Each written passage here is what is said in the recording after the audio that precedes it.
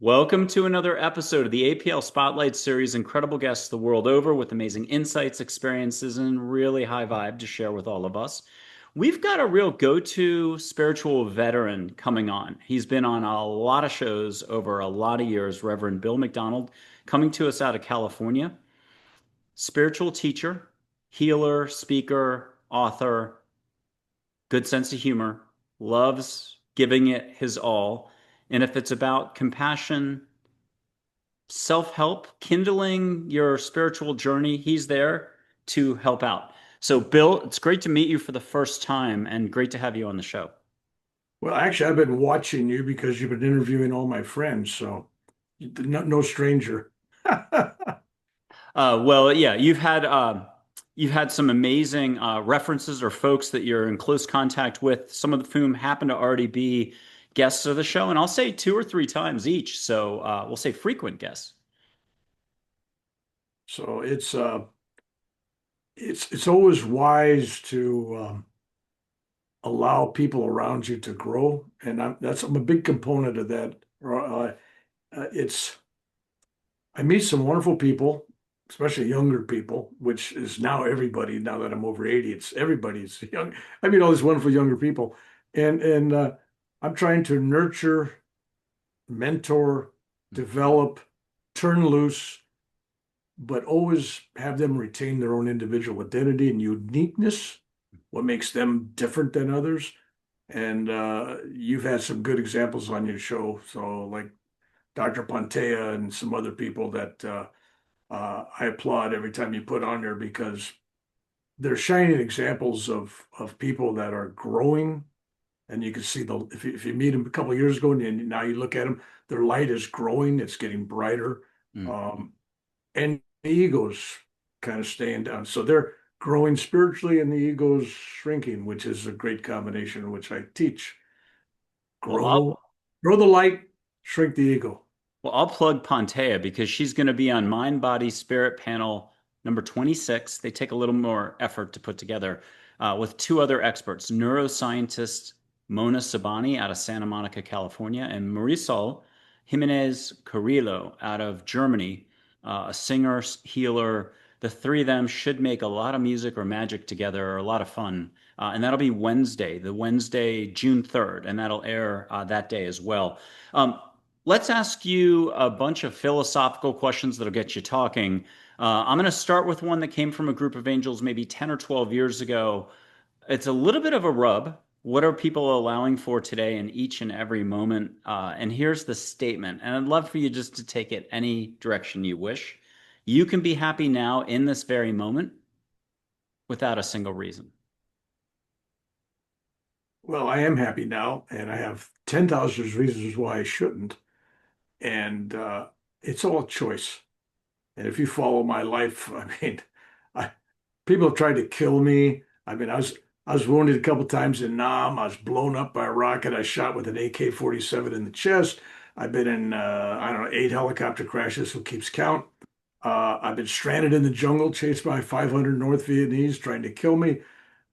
You name it, it's happened to me. I've had 3 near-death experiences that had nothing to do with that stuff, and I've had 37 major heart attacks, plus open heart surgeries, quadruple bypass. I mean, the list goes on and on and on. And regardless of all that, regardless of my humble beginnings, um, I've never not been happy. Never. It's like, who wants to make that? That's a choice. So you can sit around and say, I'm a victim, all this stuff's happened to me. And I'm going, no. Every day I wake up, it's another opportunity, another chance to carry out your dharma, your purpose, to serve, to give, to share love. And that's all it's about. And if you're rich, poor, sick, dying, doesn't make any difference. So as long as you're still breathing, you have a purpose. So carry it out, do it. So in order to that question, I say, no, choice is happy. There is no other choice. That's the only gauge on the dial. It's just happy. There's no sad opposite of that. You'd have to choose that. And that goes against the soul's signature, the soul's foundation. We're born in bliss. We're born in joy. It's when we're stuck in this delusion and we think all this crap around us is crap. And oh, cancer is terrible, and losing your job's terrible, and unemployment's terrible, and if you get a divorce, it's the end of the world. No, those are just things. How you choose to react to those, that's the measure of the soul. Choose to be happy. Don't worry, be happy. I've got So, two separate data points here, and I'd like for you to connect the two, or just again take them where you will. One is just that there's something called thinking, or call it anything you want. Every different group out there, 30,000 groups, calls it all something else. Unconsciousness versus love in the heart, awareness, consciousness. There's a difference in flow there. And then I've got a NASA astronaut quote for you, Story Musgrave. He once said, "Getting out of the comfortable path, that's what exploration's all about." Can you put those two together and just, again, you're great at taking us somewhere. Let's buckle up. well, let's take the astronaut because that sounds like an interesting thing here. I'm uncomfortable with the uncomfortable. When you say that, that says you're a victim. Mm. I'm comfortable with the uncomfortable. That says you're a seeker. And so I've never been uncomfortable with any situation in my life. I mean, I literally have been surrounded. I've had 500 North Vietnamese. We've been shot in the middle of them, and I'm left with this other guy. We're two guys in the jungle against 500. You think that would cause you anxiety? You think that would cause you worry? I'm just like I am right now. So it's a choice. Everything's a choice. It's if things that if things never happened to what you think are the negative, if you never had anything wrong in your life, quote unquote wrong, because in my life everything has always been right because I make that choice. I assume everything is right. But if you're looking for what's wrong in life, oh, I got cancer, I got this, I got that, you could be a miserable person because there's always a reason to give up. But if you're never tested, uh, it's like going to the gym and never lifting heavy weights. You don't get muscle. So if you want spiritual growth, you got to be tested. That's why you come down this life. And the really spiritual people that I've seen, like when I give a retreat and I ask them how many people had a crappy childhood or how many people got these emotional scars. And this is a group I think of pretty spiritual people. And it's almost the majority, more than majority, almost all raised their hand. They all had terrible childhoods. They all had things happen in their life. Many people have been molested. Many people have had terrible parents. They've had sicknesses, poverty, all kinds of things. That's just tests you. That just sets you up for growth. How can you learn compassion if you never were in an environment where you didn't get any love? Not getting love teaches you compassion for others. It teaches you how to love.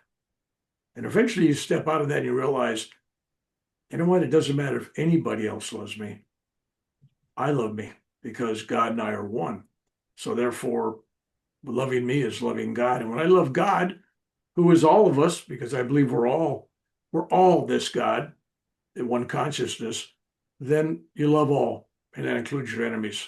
And that includes your neighbors and your families and everything else.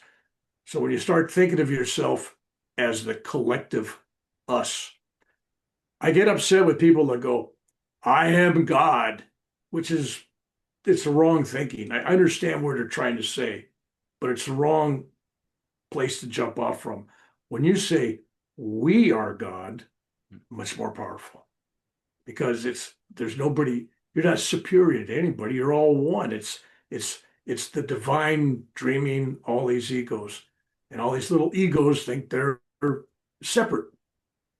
So my operative word in California, in Texas, maybe not.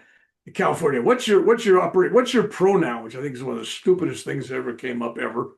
What's your pronoun? And I tell people us, and I look at you and I go, no, it's us. There's nothing else but us. There is no you and me and I and they. Every time you do that, you're separating.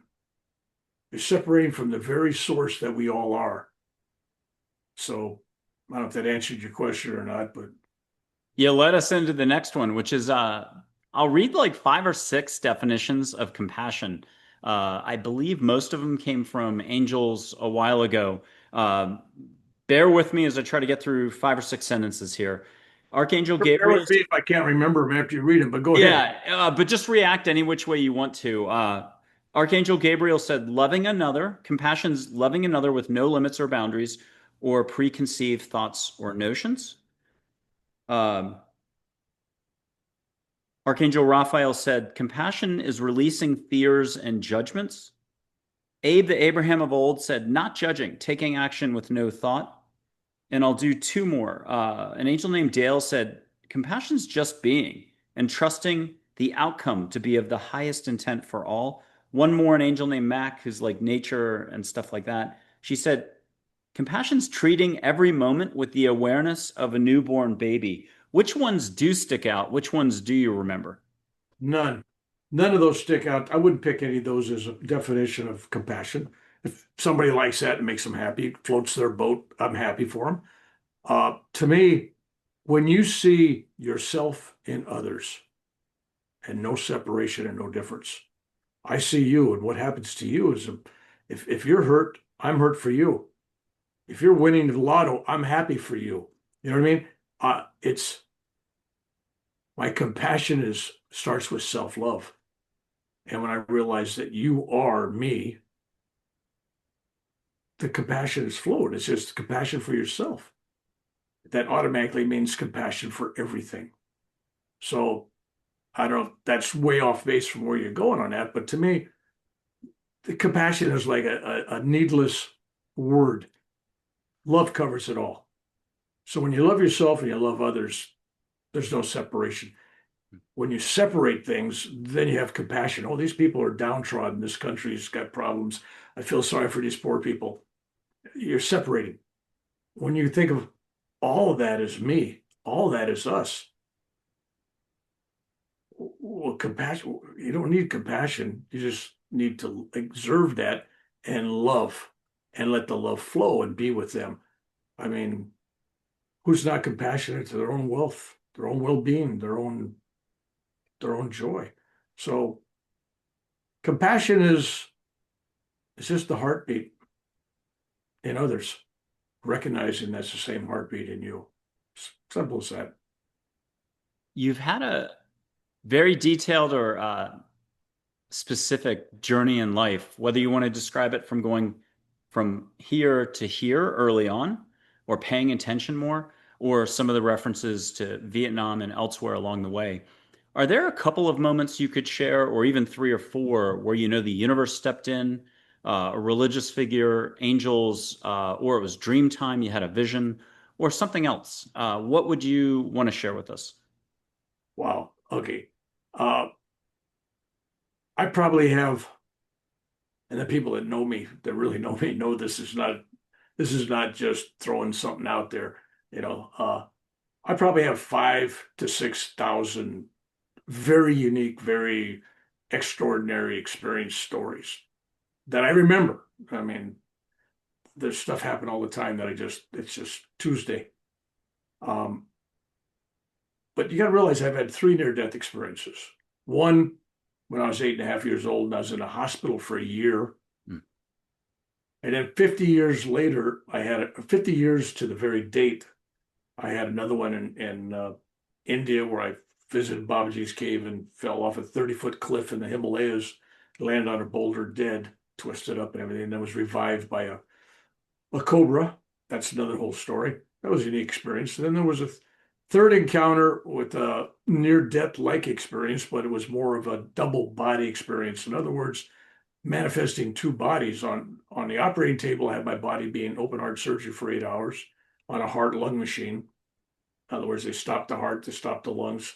It's just pumping in oxygen, and I'm operating basically in India on the same date and same time I was predicted to be there. And at the time, I thought there's no way I'm going to be there because I just had a heart attack in India and sent back to California. So that was an interesting story because that deals with the rishis, predictions of the future, seeing people. That's an interesting story. Got a rainbow body experience. I'm just going to give you a kaleidoscope of things here wherever you want to go. Can you I tell us about the rainbow body experience? Yeah, that's one that's really different. I mean, nowadays almost everybody's had a near-death experience. I mean, it's like breathing and not breathing. And there's so near-death experiences aren't that spectacular. Anybody can die. Coming back, however, is the trick, right? So that makes it a little more interesting. But rainbow body experience, and this happened like in 1973 or four, which is a few years ago. And I've been sorting it out, literally layer by layer, like peeling something apart to find the truth of it. And ever since. Now, I didn't know what a rainbow body experience was when it happened. I never even used that term. I had no clue until 20 something years later, somebody gave me a book called Testament of the Light, where this person channels a dead person and then they talk about these rainbow bodies floating around out there with different groups. So, all right. So, what is a rainbow body experience? I, in my youth, when I first got married, I had two kids and I had my wife. My youth, believe it or not, I was young once. It's been a while, but I was young once. And I used to meditate, 2, 3 hours in the morning before I went to work. And I'd meditate a couple hours, 2 or 3 hours before I went. So I had about six. So I only had a few hours of sleep in between. But no matter how much my family and job was, I always kept that. And then on the weekends, I'd do these long meditations. After we went to bed, I'd meditate for 3, 4, 5 hours, whatever. So one of these nights, I did one of these long meditations, and I came to bed and I was feeling, well, 4 hour meditation. If you've done them, Michael, you know what I'm talking about. You come back, you've just been blissed out, and your mind is not even there. There's no thoughts. Get in bed, and I got that. Hang on there. That picture that back there of Yogananda, whoever sat there. Oh, That's the last portrait. I had that one's actual picture sitting on my nightstand. And I lay down and I'm just sitting there looking at Yogananda's eyes. Now, Michael, that because you probably practice this yourself, when you look at a spiritual picture of any kind or an image, especially in the dark or barely lit, you'll see the eyes and a face. If you're really into it, you could dive into that picture. The image just comes alive and it's animated. It's like going to Disneyland, looking in that glass globe and seeing the head talking, right? It's very alive. So I'm looking at it, and this image is just getting alive. It's looking at me, the eyes and everything, and then all of a sudden, boom, totally gone from my body. My body's in the bed. I don't know what's happening to it, but I'm not there. I'm all of a sudden lighter weight wise, lighter than anything, any substance. There's no weight. And lighter meaning light, like Light, lighter like that kind of light. And I find myself leaving in this film of light, just like a rainbow, just shooting out into the cosmos or wherever. At the time, I wasn't sure where I was going. At the time I had this experience, I thought I was traveling. I thought like Star Trek, right? Everything's coming by. You go into warp speed, everything's just going by you. And I thought, well, I must be traveling really at this immense, speed, whatever it was. And for 20 some years, I thought that. 20 years later, I woke up having this dream and being inspired. I finally realized, because I thought about it, I said, well, if I'm traveling, then every direction was coming closer, underneath, above, 360 degrees. So how could I be traveling anywhere if everything's coming towards me? Or me going towards everything. And then I realized it was expansion of the consciousness.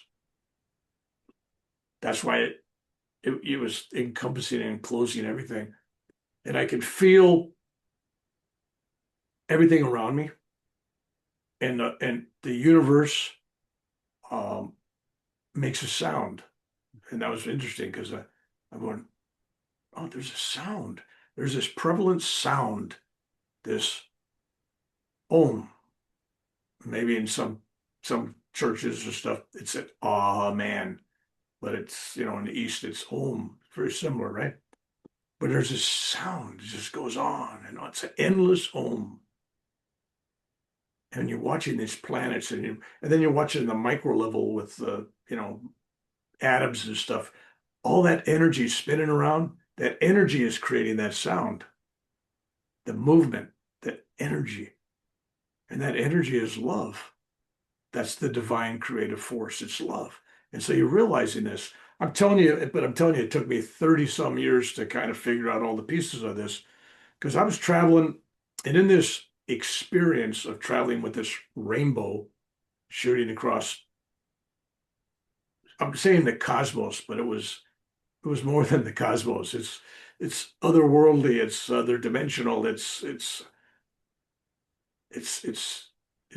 just beyond any scope of an imagination, literally.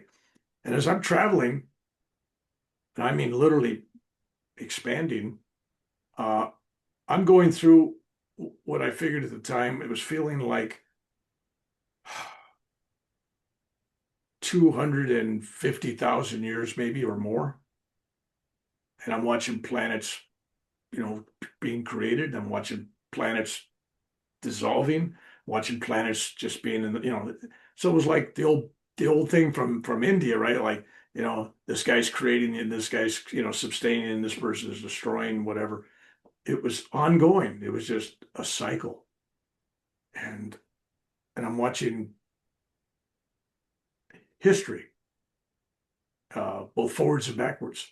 And I could go as far forward as I wanted to go, and I could go far back as I wanted to go. There didn't seem to be a beginning or an end to this whole experience. There was no starting point. There was no ending point. But this rainbow could travel just with consciousness to any. See, time, that's the thing. There's no time at the, see, what I'm saying, time is not a reality at this level. There is no time. In fact, this experience on human time only took an hour and 15 or 20 minutes. But in this experience, it was forever. It was eternity. And I'm traveling with this. And I realized that this rainbow that I'm a part of, I realized I'm not the rainbow. We are the rainbow, this group. It's multiple intelligence there, but it was all feeding on one consciousness and operating as one. That this rainbow body group periodically sends these spiritual souls to Earth and other places, perhaps, and their job and their task and their dharma is to sow the spiritual evolution of Earth or whatever place they go. And they keep coming back. There's the people in the rainbow, this particular rainbow body, there is no exit. There's no, this is your last lifetime. There's no, you suffered enough. No, this group keeps coming back for more and more, and suffering and pain and everything's real. And they go through their whole life, and then they reach the point where they know why they're there, and they do their dharma and their purpose, which is to elevate the spiritual evolution of the planet. And I saw that, and I saw how when you went out, the group supported you. You had aides, you had angels, or whatever you want to call them, you had ascended masters, you had whatever this other, you had a team. So you never went out alone. So you got people that are supporting you. And then I looked around, there was other bodies of souls. One that was for science, sending out people to help elevate the science and the math of the planet, and another one for music, which I thought was kind of beautiful. That nobody ever thinks about spirituality of music and the frequencies and all that. But there was another group that was elevating the level of music on this planet. It's hard to believe when you think of rap music, but seriously, we're evolving. Music is going to be a very interesting thing. And then in art and all these things. So it was like, you could call them angels if you want. You can call them anything you want. But these groups had an intended dharma and purpose. Art, music, philosophy, you know, uh, playwrights, artists, all these things, sculptors, all important in the spiritual. That's it. It's all important in the spiritual evolution of the soul. It's all needed. This is all, it's not a one-sided thing. All you need is love, which is probably true, but there's this thing that makes us really special. And it's all these other things. Anyway, so that's going on. And I'm realizing that why I'm in this thing, I have no questions. I There's nothing I don't know.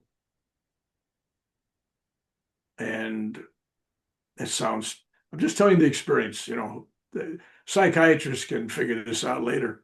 Oh yeah, what were you? No, I don't do drugs, never done drugs, don't do alcohol, don't do caffeine, nicotine, don't do any of that. But it was so real. And let's put it this way. There was no thought of earth. There was no thought of my life. There was no thought of my children, my wife, nothing. Nothing existed except where I was at. Nothing existed but love.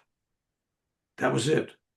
So this whole rainbow was spiritual evolution, but it was basically the evolution of love, compassion, whatever, right? So it was, so it was, so I got, and then I got a whole bunch of information downloaded, and a lot of stuff happened, and I knew I know now that I'm back that some things I was told that I can never repeat. Some things I was told I'll never be able to remember till I need to remember. Some things were reawakening and education. And some things you'll get them when you need them. So this has been, like I said, an unfolding event. So I'm going through this whole process. And all of a sudden, I remember my wife and my children. And that was it. I identified with my ego. I identified with my ego's story this lifetime. Boom. I'm done. This whole thing is finished because now I've identified with this separation from the divine source, Reverend Bill. It's like when I'm out there, it was just one. And I mean literally one with everything. You hear people say that. No, one with everything. Stars, the light, the darkness, the music, the om. It's all, you feel it all. There's nothing you don't feel. There's nothing you don't, it's not a part of you. It's all one. But when I thought of my wife and my children, that was a total quick, it was done. It was like I was sucked back through a vacuum cleaner.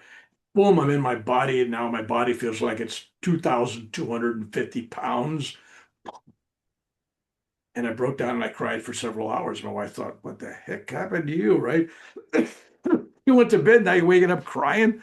And I was in my 20s and I was just bawling. And it wasn't that I didn't love my wife or my children. I gave up that oneness to be separate. I gave up that oneness experience to have the ego, Reverend Bill. Wasn't a fair trade. No matter how much I love my wife, my children, it wasn't a question of that. It was a question of, wow, I wasn't separated. I was with the source. I was the source. It was all one. And so that's come back, and it's been like figuring out that it wasn't travel and it was expansion, and then looking at all these other things and me looking at it, and it wasn't until years later that somebody gave me the copy of the book where this other people have had this experience. I didn't know anybody in the world ever had that experience, and uh, but it was life changing. That was probably the closest I had to really change, because what happened for 2 weeks after I got back from that experience, started that very night when my wife was in bed with me, I kept saying, I'd look at her and I say, I'm not me. She goes, what do you mean? I said, no, I'm not me. What are you talking about? I'm not me. And I went on that's all I could think about for 2 weeks. I'm not me, whatever that means. But I came back saying, I'm not me. This is not this is not me. This body here, this level. So I've had to figure that out. Well, not me. What does that mean? I really think that was discovering my oneness and realizing that I'm not separate. I'm not this one. It's a bigger thing than that. So that was uh, a very, very interesting experience, to say the least. Uh, and I try to tell that to people. And in all honesty, if you had a 5 hour broadcast and you made me do it, I probably could talk 5 hours on it because there was so much involved. But I came back and there was no colors that I could explain to somebody. There was no sounds I could explain to people. There was no words to explain what I've learned. There was it was like I was speaking Greek over there, and I come back and I'm trying to figure out what Greek is. I don't speak Greek, but it was a whole different spiritual language. It was a whole different thing. It was all love in its greatest capacity ever, radiating from, I would say, from every cell in my body, but I didn't have a body in any cells. I'm just this, I mean, picture a rainbow. How thick is a rainbow? It's, how thick is a rainbow, right? So it's, so it's just this film, which is, a rainbow is just a projection. So not even a rainbow is real, because that's just a projection. So go back to the prism and the light, right? It creates a rainbow. So um, we each have our thing in your life that kind of moves you forward. But in my particular life, I started off as a young kid, meditating at the earliest age I can remember, making up my own meditations, in the crib, and as a toddler and everything else. And with the near-death experiences, I had an alien abduction experience, which I just recently talked about. I've had out-of-body experiences, too numerous to mention. I'll mention one because I think this is interesting, because most people tell you something and they got nothing to back it up. I mean, yeah, okay, great. So I got married, and my wife's always heard these things about me from my high school friends. We went to the same high school, because I'd make predictions, John F. Kennedy's assassination. I told everybody in the school 2 weeks before he was going to get killed in Dallas. And the only mistake I made, as I said, was more than one guy was going to shoot him. So Facebook tells me I'm wrong. So maybe I'm wrong about that. But anyway, he got killed. And I just knew everything was going to happen. I knew everything was going to happen in Vietnam. I knew who was going to get killed, who was going to get wounded, what airplanes were going to crash, what helicopters going down, and all these things. So my wife, when we got married, um, it was a hot day in California. Picture a hot day, this big, the valley, it's about 110 degrees outside, and the air conditioner upstairs just does not work. When you might be able to cool it down to 95 upstairs. So she goes down, she's sleeping on the sofa, and I'm upstairs. I'm missing my wife, and I'm going, wow. And so I'm laying there, and I'm looking at Yogananda's photo again, and all of a sudden I'm drifting out of my body. Typical at this time, I mean, Michael, you'll know exactly what I'm talking about, but a typical out of body experience, with the cord, and you're floating and you go through a wall, and there you go, Yogananda. There's my man. So I'm floating downstairs, and then I start floating across the room, and she's sleeping on a sofa. And she wakes up and she looks at me. Now, this is what's different. You have out of body experience. How many people have a witness to that, right? Oh, yeah, who saw you, right? Nobody, right? She wakes up and her eyes go like, silver dollars, right? And she's looking at me, and I start floating. I'm floating over towards the couch, and I sit on the couch, the sofa, and the sofa's floating 18 inches, 20 inches, maybe 3 feet off the ground, foot and a half to 3 feet. I don't know. I didn't measure it, but it's floating, and the sofa's floating all around downstairs. And she's just, like, what the, and she's getting scared, which is changing the chemistry of this whole thing, right? It's hard to maintain. And I looked at her and I said, whenever you need me, I'll be there. Not whenever you want me, but whenever you need me, I'll be there. And then she got really scared and boom. So next day she wakes up, she says, oh, I had this terrible nightmare last night. It really scared me. I said, no, let me tell you. And she goes, we had the same nightmare? I said, no, that wasn't a nightmare. That happened. And she told me then, she goes, don't you ever do that to me again. That's it. Don't ever do that to me again. I said, okay, fine. But it was like she needed to witness it so she knew I'm not just BSing. And it scared her. And I probably didn't have a right to do that to her. But her being receptive enough to see it, that's like, because, everybody, almost everybody travels around seekers. I mean, most all of us have nighttime excursions and you're floating around and stuff, and you don't know whether it's real or not, it's this Peter Pan just floating around through the sky or what's really going on here. But that was interesting because I had a witness. And I've had several other things happen in my life where I've had witnesses to them. And I find those more valid. So there's a lot of stories I never tell because they're so far out there and I don't have a definitive proof. But when a guru tells me something that I experienced before I tell them, I go, okay, this is real. That's happened a bunch of times. And when people see things that I'm seeing, for example, we got time? We got time for. Oh, yeah, absolutely. And if you have a galactic example that you normally wouldn't share, you can still moderate it a little bit, but share away. Okay. So I'm in India at an ashram in 2011. I just had a major heart attack. I was introducing this guru in Mumbai. I'm talking, I'd bring up it'd be 3, 4, 5,000 people there, and I'd be introducing them. And then he started getting funny with me. He'd tell me, you go on there, I'm going to be late. You just go on and keep talking and introducing me, and I'll show up. And then he'd show up like 1 minute. He's hiding behind the curtain. He'd stay there for a half hour, listening to me go on and on and on and on. Because you've already know, Michael, that there's no stopping me. I'll just keep talking. And he was just curious how long I'd go. Finally, I saw him back there. I heard him laughing. So I thought, oh, okay, fine, here he is. Anyway, so I have at one of these events, I have a major heart attack and I collapse. I go to ER in Mumbai. And what's interesting is I go to ER in Mumbai, and unlike America, where the first question they ask me, do you have insurance?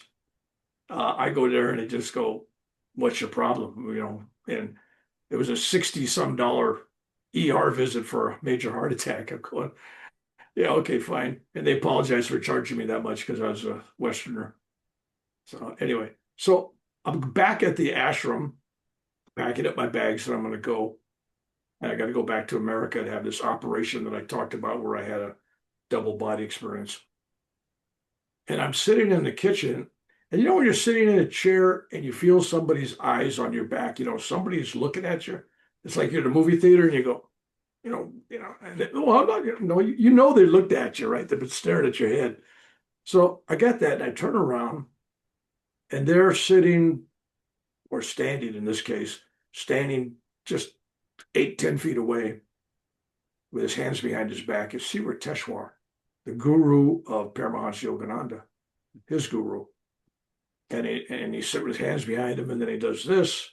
He's flesh and blood, not an apparition, not an astral thing. It's not a vision. It's the real deal. And I'm feeling this great love. And so I turn around, there's a group of people at the ashram.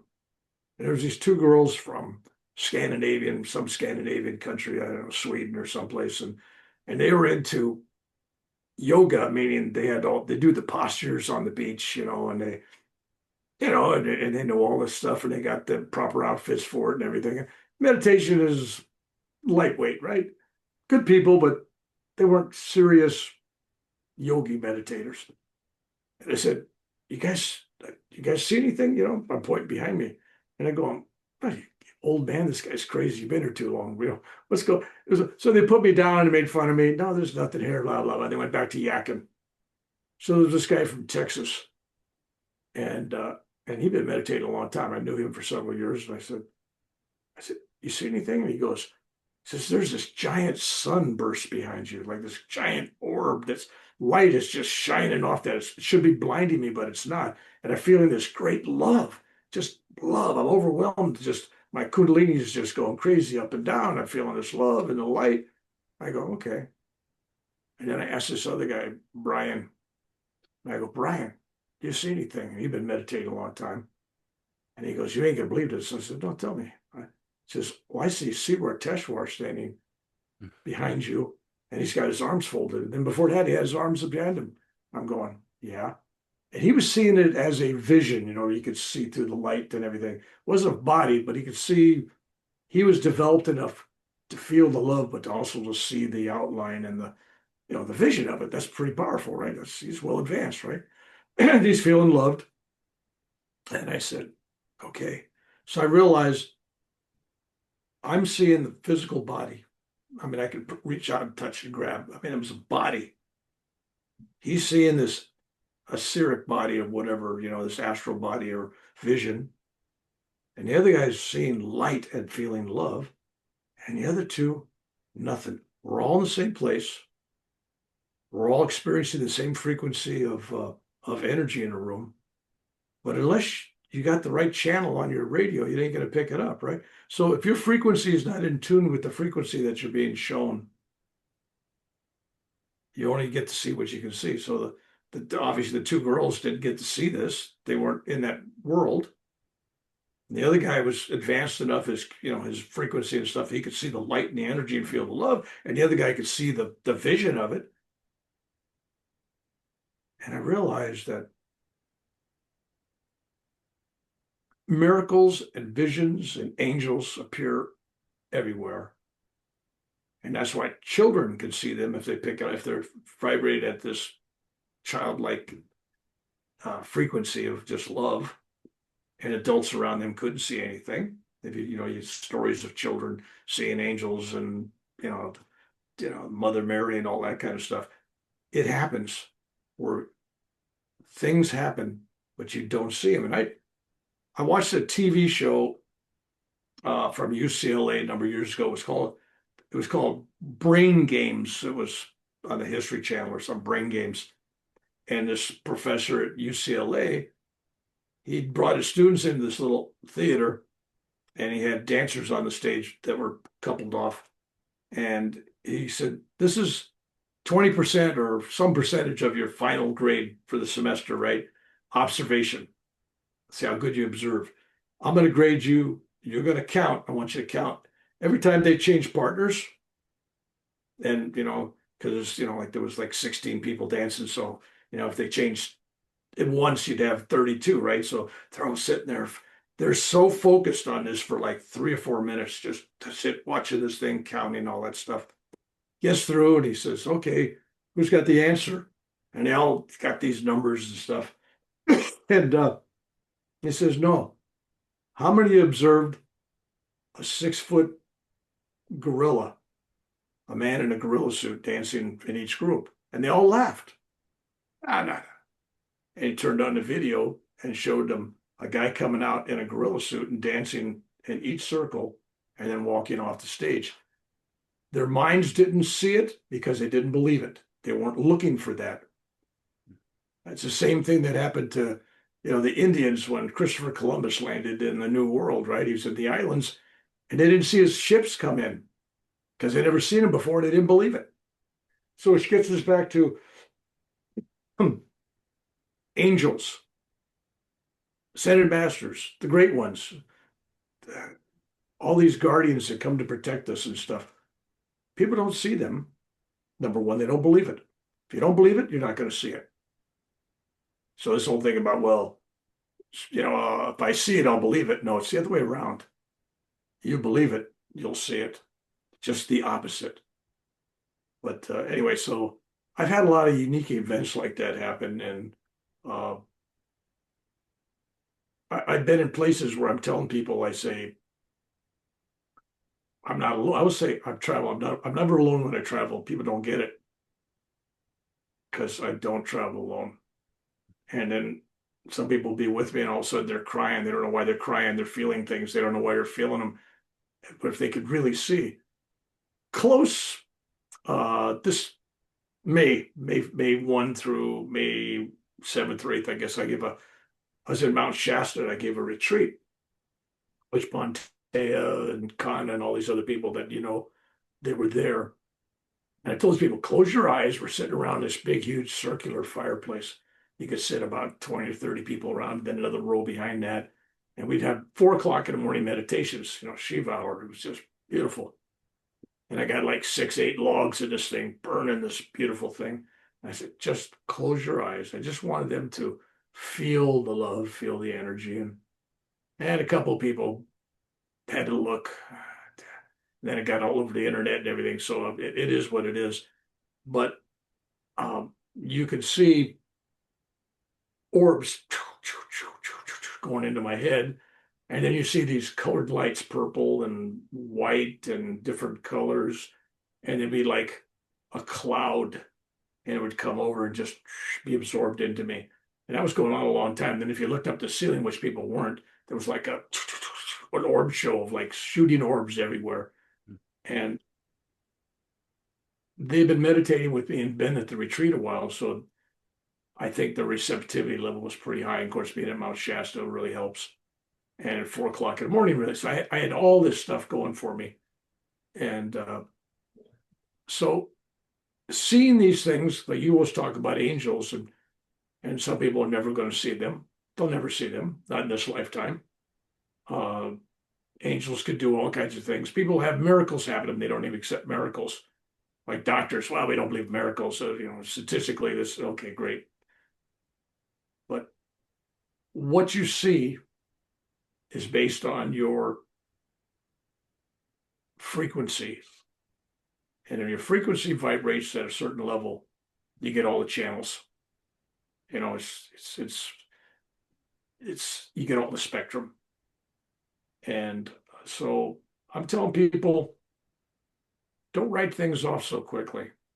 Just don't. Everything is possible. I believe this.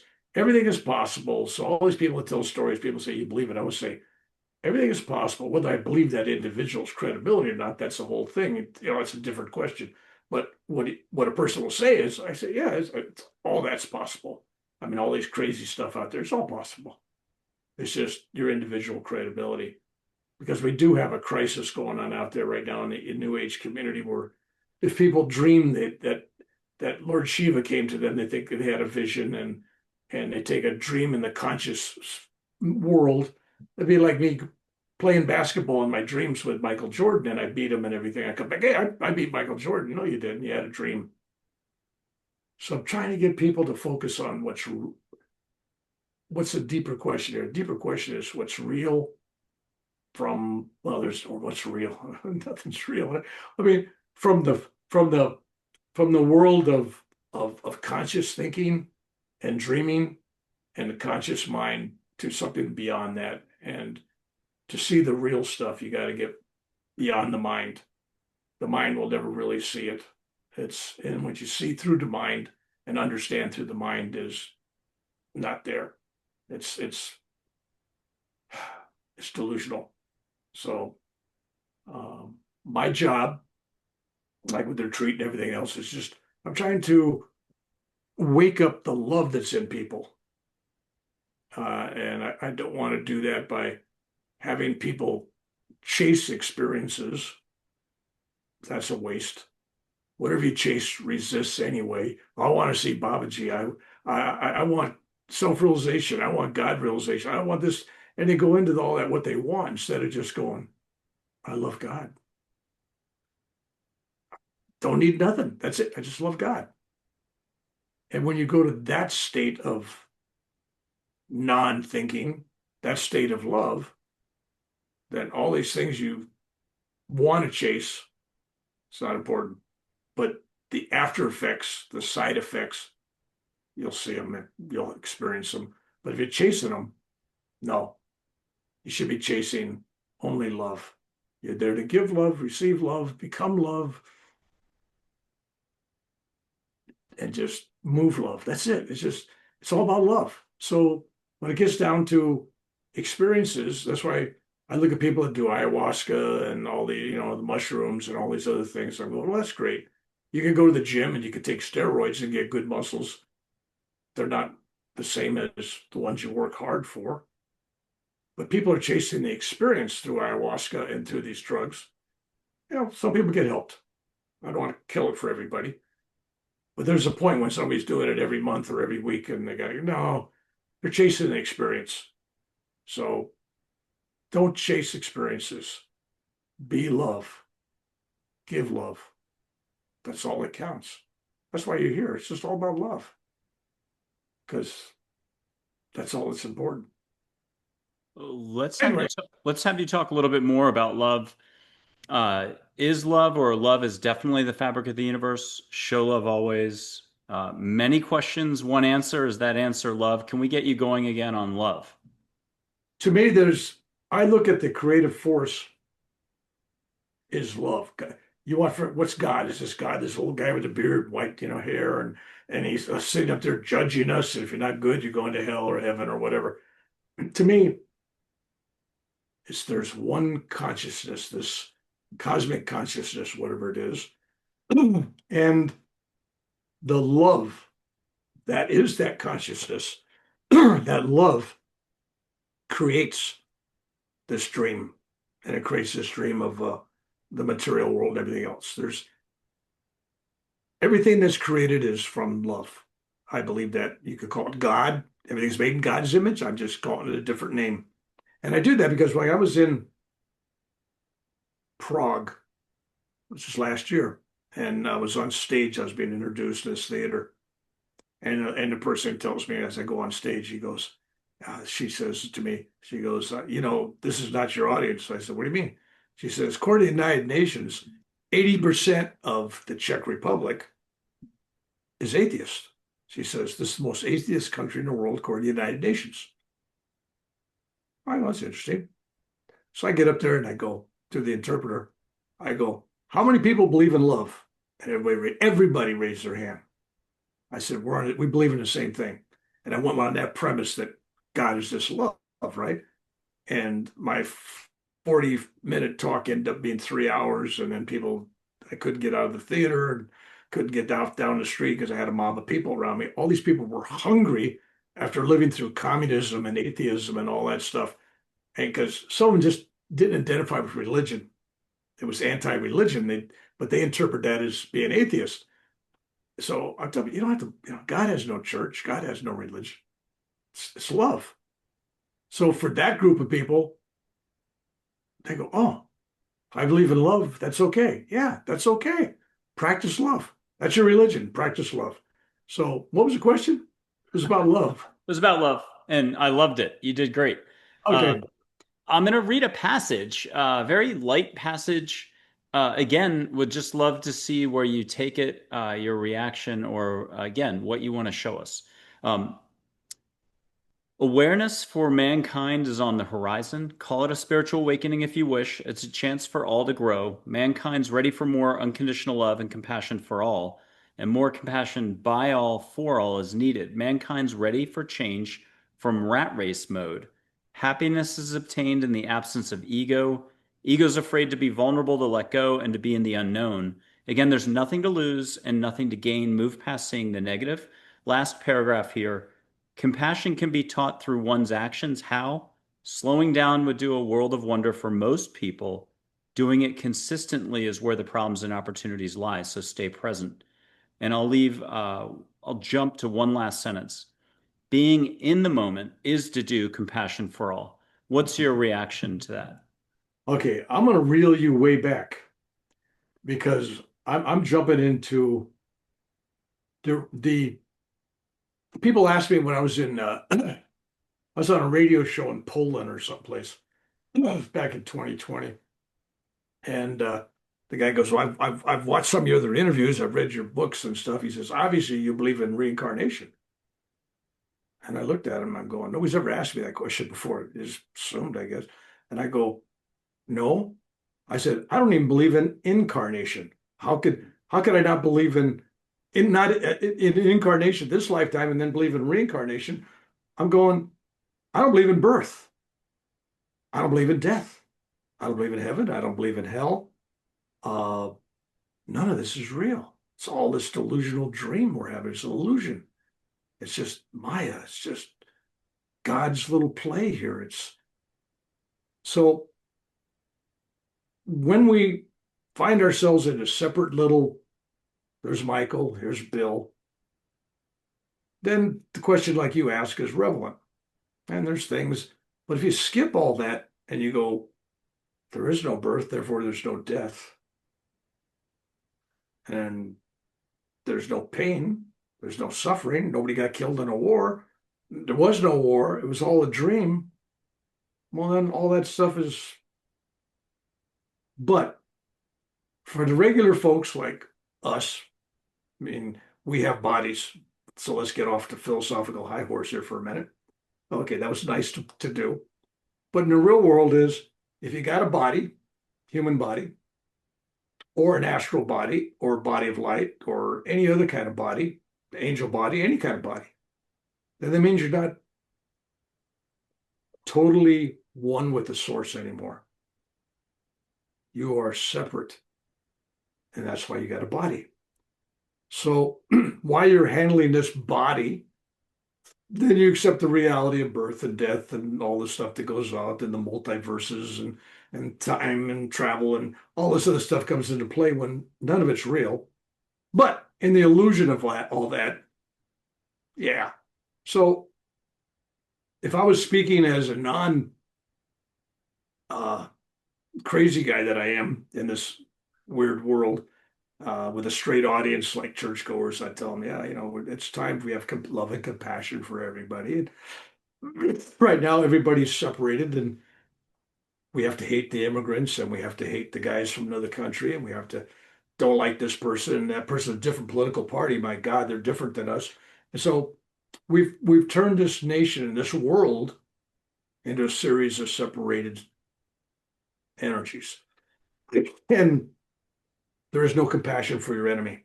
They're considered your enemy. They're red. I'm blue. They're blue. They're red, right? So we're going to go through a cycle the next 30 years where we're going to have to go through a lot of damage control, go through a lot of garbage going on here. I'm looking at 3 decades of what we've created just in the last few, just what's going on in the political world here. I mean, we've really messed things up, but we've turned people against everybody. We really have. And everybody thinks they're right. The left thinks they're right. The right knows they're right. But my God, So at some point, people got to get down to what happens to you is important to me because I am you and you am I. So when you get to that point of your brother and your sister are you, it's all one, then there is no point of separation. You can't it's like this finger here believes it's more powerful than the rest here. Well, I don't like these. I'm going to be on this hand, but these guys don't deserve to be here. He wants to cut them all off, right? Well, all these people are us. And that includes people we don't like, the Muslims, the Arabs, the Jews, the Russians, the Ukraine, name your poison. At some point in time, people just got to go, we're all human. That's the first step. Then you realize, no, we're all spiritual. No. And then you go to the next level. We're all one. It's steps. You can't convert other people I can't convert people to think like I do. I mean, it's like I don't even try. If you're whatever religion you are, speaking at your church, I'm not going to step on your toes. I'm going to give you a sermon and a lecture that gives the same principles and doesn't use words that would offend you or ideas that would offend you. And because I'm not into dogma and I'm not into I'm right and everybody's wrong, I don't care what you believe. I really don't. Like around the world, I don't care what people believe. My question, like it was in the Czech Republic, do you believe in love? So I go out there and I teach this love, forgiveness, and gratitude. And I don't care what audience I have and what church I go to give my sermons at. I stay on those 3 points. And everybody thinks I'm with them and I'm one of them and I'm thinking like they do. And that's all right because those 3 things we can all agree on. There's value in self-love. There's value in loving God. There's value in loving your neighbor. There's value in loving your enemy. There's value in forgiving yourself and loving yourself and forgiving others. We we've lost our way, but it's only temporary. And then the end of the world is coming. We got the next war coming. If I hear more and more prediction on that stuff, I'm going to go back up the train. Everything's happening right here, right? There is no tomorrow or yesterday or, coming. It's all now simultaneously. You improve where you're at now, you change your future. You also change your past. It's like, what's this? There's a stupid movie out there uh, where somebody asked this movie star, if you could go back in time, would you, right? Could you time travel? And this actress, she goes, oh no, because if I make a mistake there, it's going to mess up it's going to change my future. And so if I was there, my follow-up question would have been, well, if you do something today, it's changing the future tomorrow. This is the past tomorrow. So what's the difference? Whatever you do affects the future, right?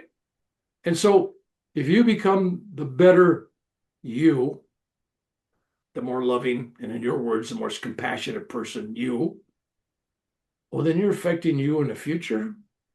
And you're also undoing some of the stuff you had in your past. Forward and backwards, your energy changes.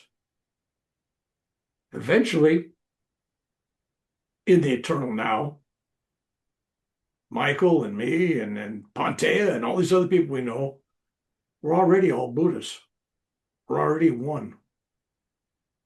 We just haven't had the awareness that that's who we really are. So we're focused on, if this was a radio station, FM, we're on 91.1, right? Here we are. Well, if we went to 96 or 98 on there, we're radiating this light. We're one, right? It's like same scale, just moving the channel. So when it comes to time, it's just a matter of moving your focus. So it's no big deal about time travel. It's just focus. We're focused on this moment in this time zone, in this year, this time, this place, because time is what's time. And when you have an experience with no time, you realize time is what creates all the problems. Time creates the past and the future and all these other things. You couldn't have a material world if you didn't have time. Take away the time, it's a whole different state. It's a no mind state. I don't know if that answers your question or not. I have no clue. It's good. Uh, and thank you. Bill, for angels, have you had a gajillion encounters with angels? One dream time that you want to share, one during a near-death experience, a stranger with sparkly eyes that, as you recollect back, it was an angel you believe. Is there something you can share about angels for a show called, well, this is the APL Spotlight Series, an offshoot of the Angels Positivity and Love Show. And a quick plug, please like, subscribe, share, and comment. An emoji counts if you're shy. What's resonated that Bill's shared so far? And that was the public service announcement. Bill, what can you tell us about angels? Well, okay, what you see is the definition of angels. There's people that angels are walking around, they got these wings and they wear white robes. Yeah, maybe that's true with some people. I really think your angelic help will make you feel comfortable and appear to you as you feel comfortable with. So some people will see that. Some people may see ascended masters or gurus or whatever. Some people may have light beams, orbs, where they're communicating.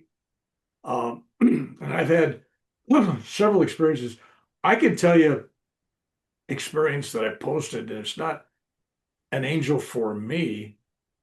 It's how people, us, we can be angels for others in the living flesh. And it's a story because I woke up one morning And I kept having this Bible passage running through my mind, and I'm not a scripture guy, but there's about beware of angels, therefore an angel goes as a stranger, or something like that. Or treat strangers, they're potentially an angel, right? And I kept coming up with that quote. And I went to a bookstore, I picked up a random book for sale, opened up the page, and there was that quote. I went to a dentist's office, and there was a guidepost magazine, opened the page, there's a quote from the Bible. And I kept getting it, and I'm going, well, there's something going on. So I'm at work. I've been thinking about this all week, thinking there's somebody out there that I'm supposed to be an angel for. I'm supposed to help somebody. And I was open to that. And I'm working on a Friday morning, and I'm on the job, and I go, I gotta go. I, I left my job, nobody even asked me where I'm going. I'm leaving. I left. I still got 6 hours left of the workday. I left. I'm going. Nobody stopped me, right? I'm going, that's weird. So I get in my truck. I'm driving down from Sacramento. I'm going down Highway 99 towards my little town of Elk Grove, and it's raining. On the long side of the road, I see this young man. He turned out he's 22 years old, and he's got a T-shirt on, and he's got socks on his hands as used as gloves. He's all wet. He's grungy looking, uh, and so I go, I gotta help that guy. I mean, nobody hitchhikes. This is like 1990, but nobody even hitchhiked in 1990. It's like dead, right? You're not getting any rides. So I pull over my pickup truck. I say, where are you going? He goes, I'm going to Texas. Well, we're in Sacramento area, right? So that's at least 3 day drive, right? At least. And I go, well, I'm going 5 miles down the road. That'll help you a little. Hop in. So he gets in and he just smells really bad because he's been hitchhiking for 2 weeks. And I find out that he was 22 years old. He was a former foster kid, and he was uh, aged out of the foster system where at 18, they just kick you out. Here you are. He's on his own. He had no place to go, no family, and he was with his grandmother, and then she died. So he was trying to hitchhike to Texas to Lubbock, Texas, or someplace there, and find his stepfather. And he was all just mentally, emotionally, spiritually spent. He was just really down. And so I get him I said, come on in the house. I took him to my house. And I said, first off, I said, come on in. I took him to the garage. I said, here's a bathroom. There's a shower there. There's a fresh towel there. Soap, wash up, clean up, throw your old clothes out of here. I'll take care of them. And I went and I got him a backpack, and I got him all new clothes. And I filled up his backpack with all survival stuff he needed, including money and some food and, camping equipment and everything else, and a jacket and all kinds of stuff. And I gave him some of my, happened to fit my size. So I gave him some of my clothing, and he had clean clothes on and everything. And he comes out, and I feed him a peanut butter and jelly sandwich. Now, so far that story is you going, where in the hell is this thing going? This ain't going nowhere. But here's what happens. So he sits there, my wife is looking at him, my daughter's looking at him, and he keeps staring at me. And he starts telling the story about the night before. He's camping outside in a cotton sleeping bag, cotton, in the rain, no tent, and it gets soaking wet, right? And you got to throw them away. It's you can drag that around. And he was so despondent. He didn't use the word suicide, but that's what he was hitting at. Life wasn't worth going on. Nobody loved him. He had no place to go. He had no hope, no love. And he just wanted to die right there. And then he looked at me, and then he says, and then a man that looked exactly like you in my real life dream, looked exactly like you, wearing exactly those clothes you got on, came up to me and said, and I stopped him.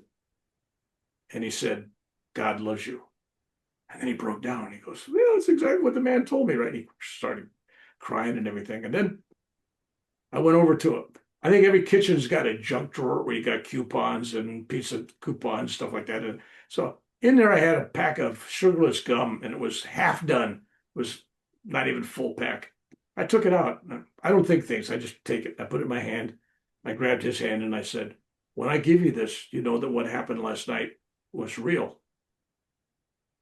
And I opened it up. He just broke down because he says, that's exactly what the man, last night gave me, pack of sugarless gum. If you're writing this thing, you say it was a cross, or Bible or something. No, this is a pack of sugarless gum. And but he goes, that's exactly what happened. I said, now you know it was all real. So he left there. He had hope. He encountered a miracle. He was told that God loved him. And in essence, I was his angel experience. I was just taking over the part for the angels. That's all. He wasn't at that level to see him, perhaps. But I just followed guidance and just did what I was supposed to do. And how was I supposed to know that pack of gum? What? That's stupid. And what the guy was saying, I didn't think. When I'm listening to him, I'm in a mindless state, and I just did these things. So there's a guy that I've been praying for since 1990. So that's what, 36 years. And he was 22. So now he's 58. I hope his life is better. That one encounter, that one moment, we all have the opportunity, if we attune ourselves, to become that extension for a guardian angel that people can't see. So I'm giving you a little different angle on this, Michael. I'm trying to tell you that you can act on behalf of guardian angels. You just attune yourself. You make yourself available. You surrender your ego, and you do what you're told. And that's how you become an earth angel. Simple as that. Beautiful. I've got a little bit of an easier, simpler, or just grass top level, not even treetop level question. Seeing light, auras, stuff like that. Has it been with you a long time? Is it never see auras when you're waking? Is it make it stop, make it stop? It's all the time. Is it only when you're in healing mode? And there's probably 40,000 other scenarios. Can you describe seeing auras maybe on a person, a dog, the trees, just that one time in high school? How do you like to describe auras overall? Okay. I'm sensitive all the time. Sometimes I'm more sensitive because I'll pick up information on people. Um, but reading people is a matter of let your own ego get out of the way, your identity get out of the way, and you become one with that person. And then you can help them, and that helps for healing and everything else. But as far as seeing the light, seeing the orbs, I've had it's we got stories all over the place. It's about seeing the potential good in all. I see everybody as Buddha, the Buddha state. I know they're all going there. If there's even crazy Trump or name anybody you don't like, throw a name out there, right? They're all eventually going to get to this God realized place because they are me. Or it's us. And we are all going to get there together. Nobody's beating anybody. Nobody's better than anybody. Nobody's superior. We're just having these individual dreams. Some of them are nightmares.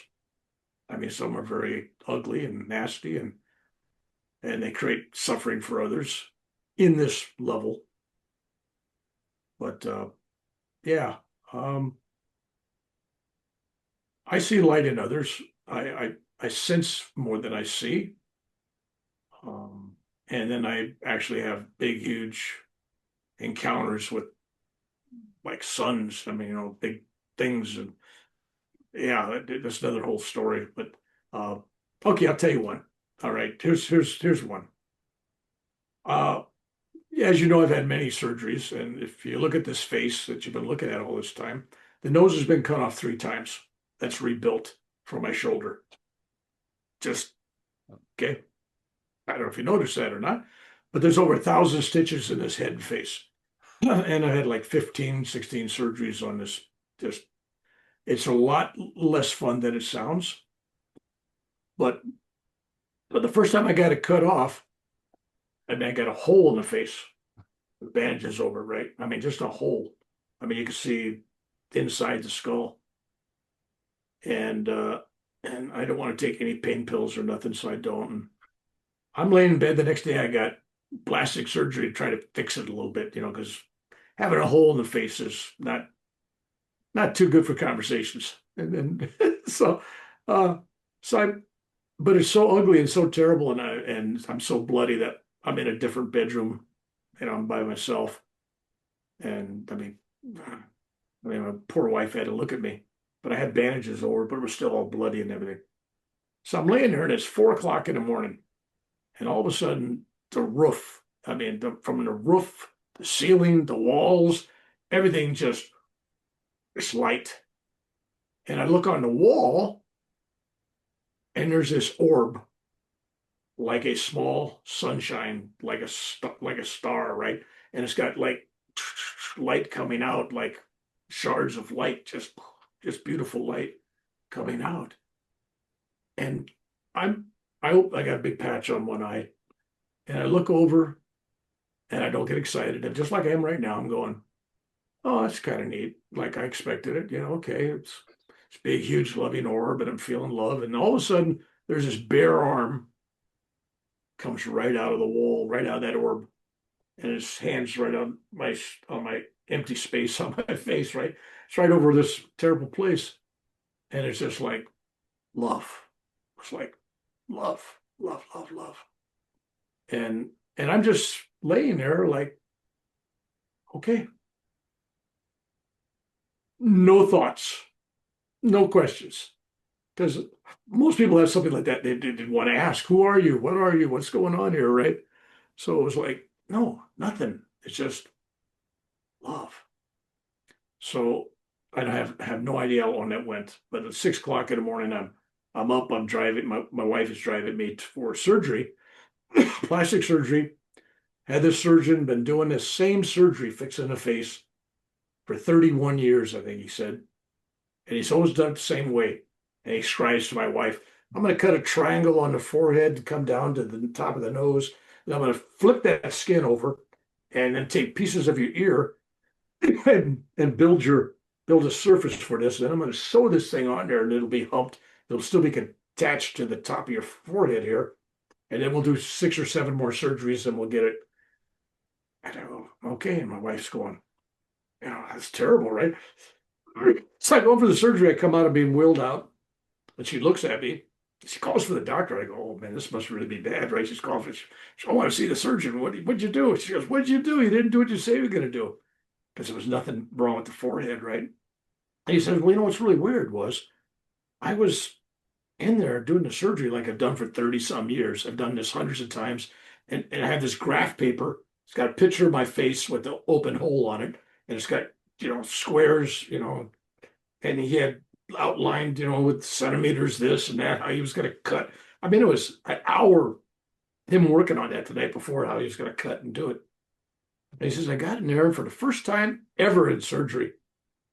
I grabbed the scalpel and I started to work, and I stopped myself and I changed my mind. And I decided to take a chunk of his shoulder and rebuild it entirely from the shoulder. That's my shoulder. You Who can't tell anything. Yeah.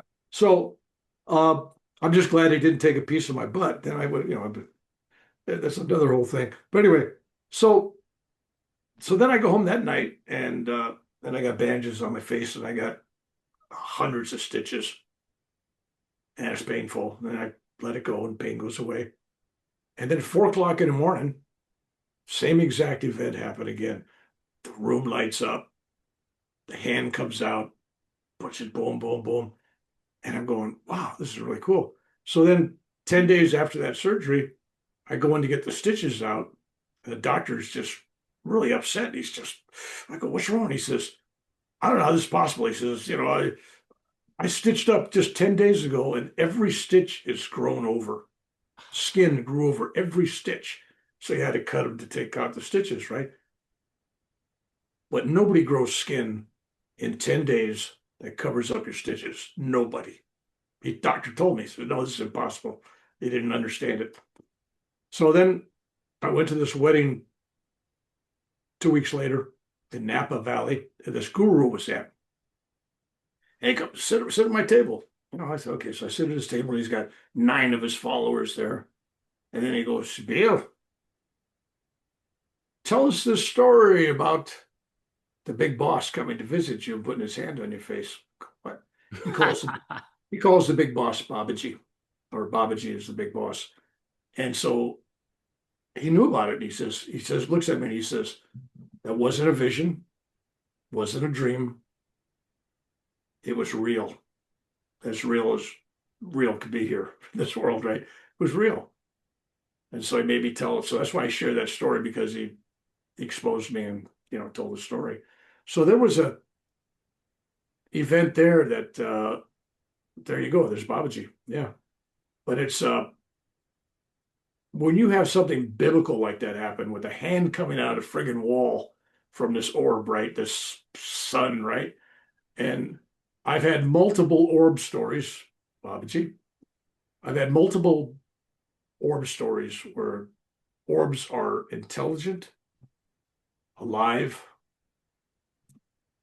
spiritual, and loving. And so you got to ask yourself, well, that's a different definition of angels. Maybe they're all, see, we've been influenced by the artists from the Renaissance, the angels and, the wings and all this. I mean, it's neat. And if people want to see them like that, that's great. It's beautiful. I'm sure that God will give us whatever we need to see to be comfortable.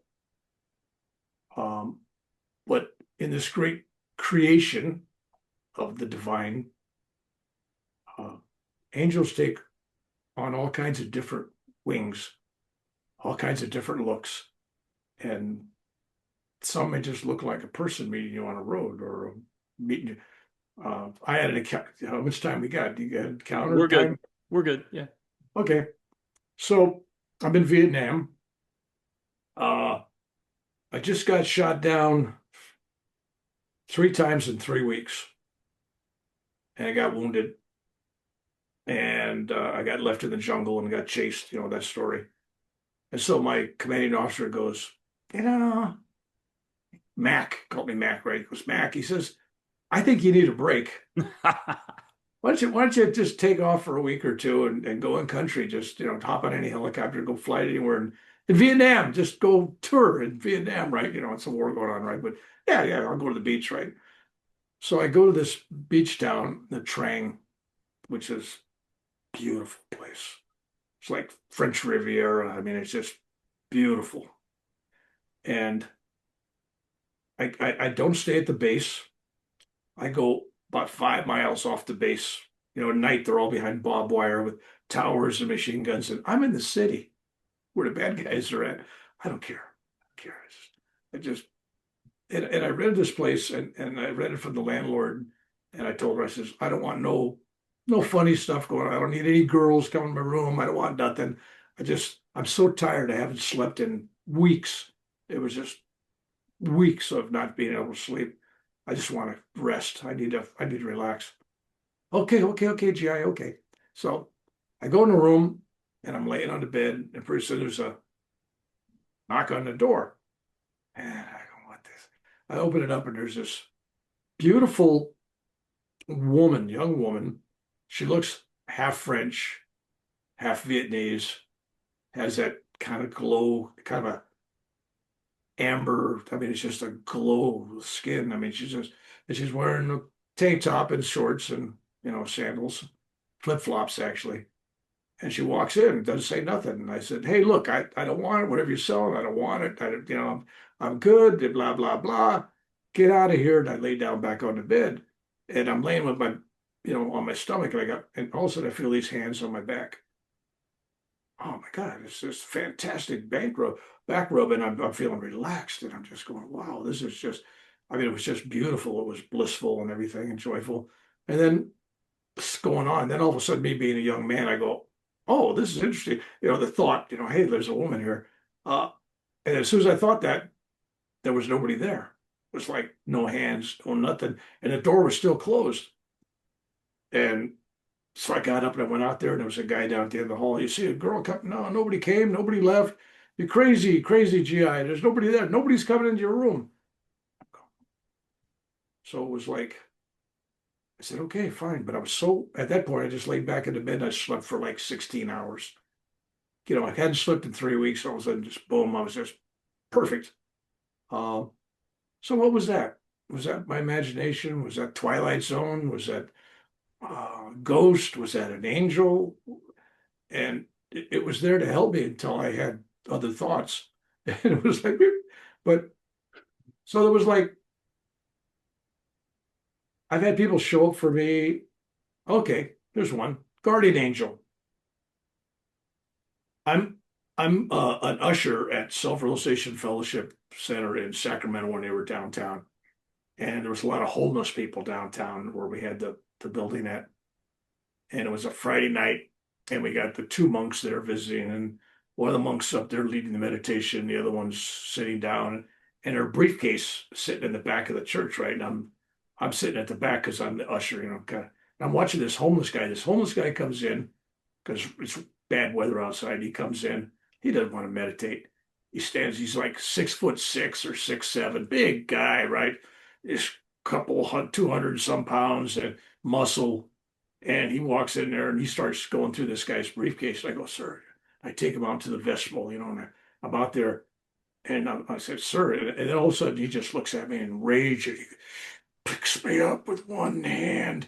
And he's got a cane, a metal cane. And he's getting ready to conk me on the head with his cane. I'm only 5'6", 5'5", and so he's a foot taller than me, and he's about 100 pounds more than me. And he's going to bash my head in with this thing.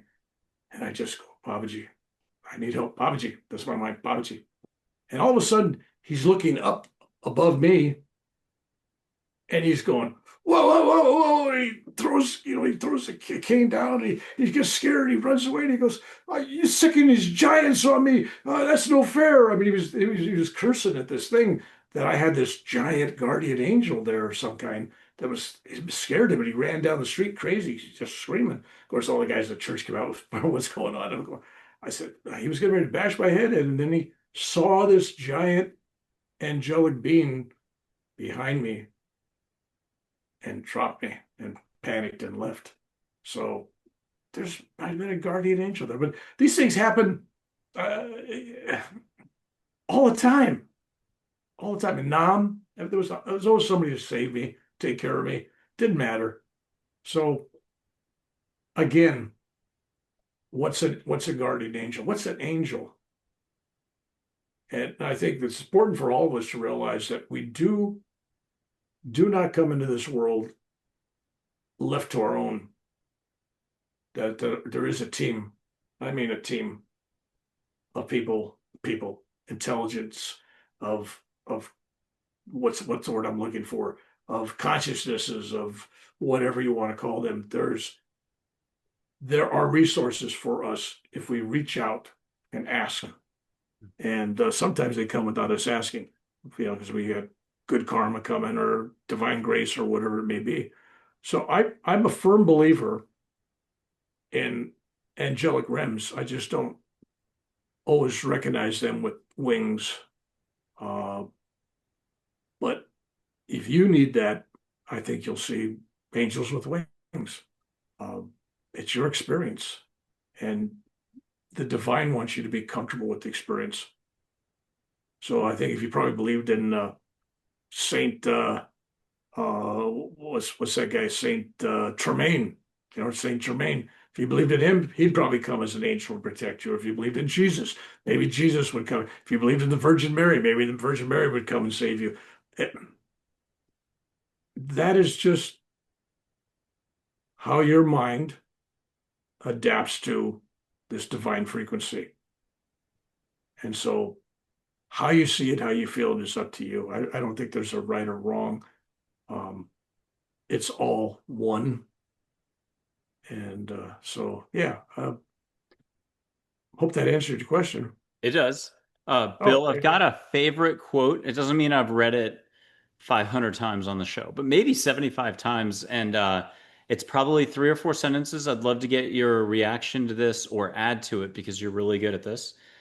Sometimes the person next to you or a stranger just needs validation via love and compassion.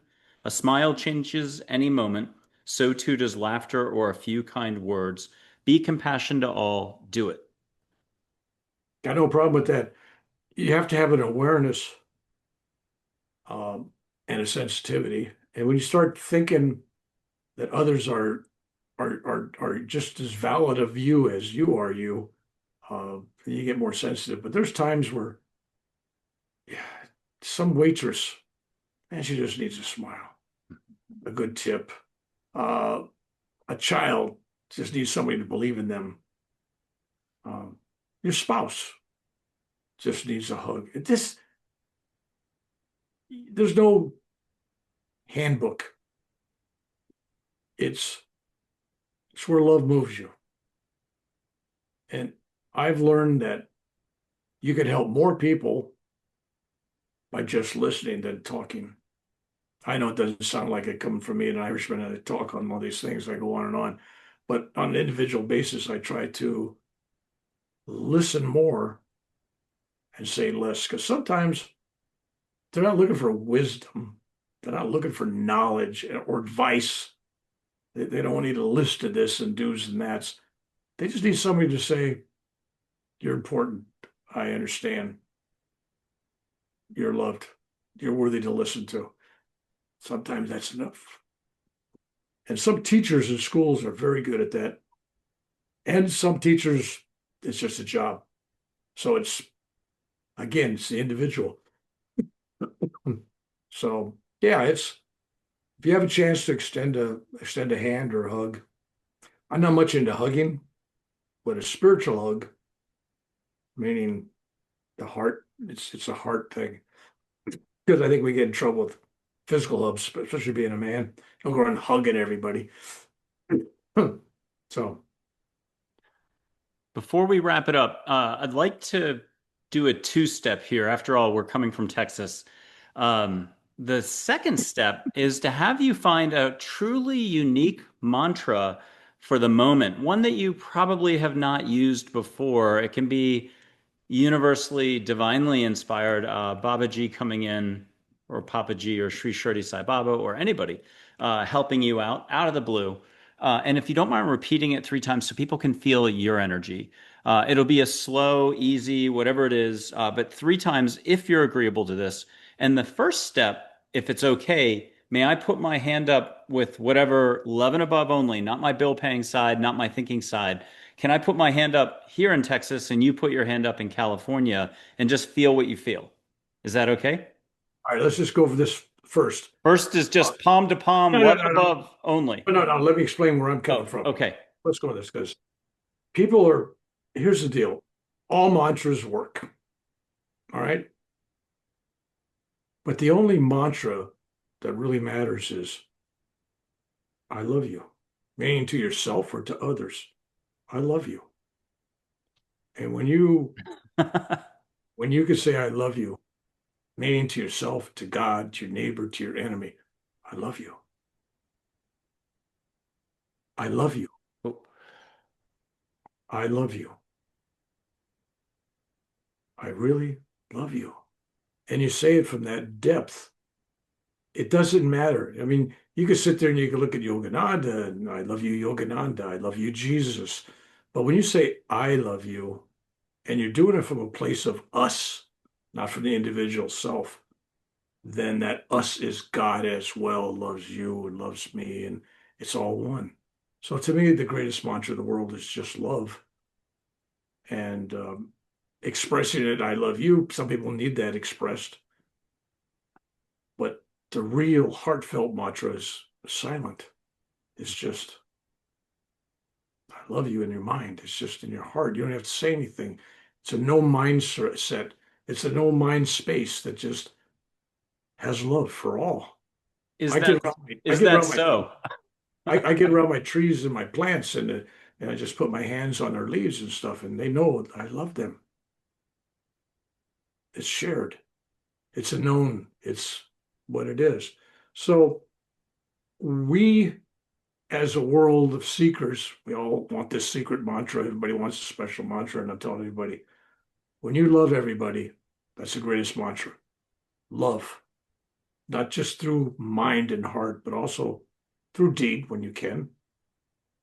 And obviously, there's people out there that need your love that don't love you.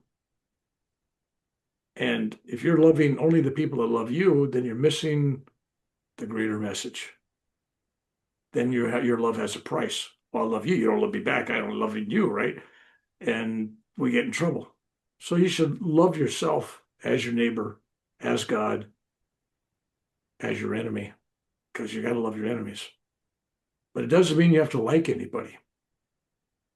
You don't have to like anybody because some people, like I worked as a, a chaplain, a volunteer chaplain at Folsom Prison in California, on death row and and all that stuff. The lifers, bad, bad, bad guys.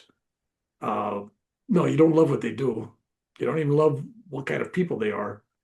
But I see the child in them and the potential, and I love that.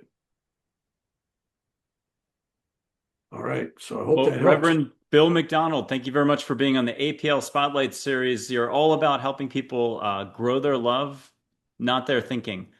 Thank you very much for coming on. We're going to have you back on for the main show pretty soon. I've forgotten exactly the date and stuff like that, but it's soon enough. Yeah, I'm kind of a thoughtless guy. Ask my wife.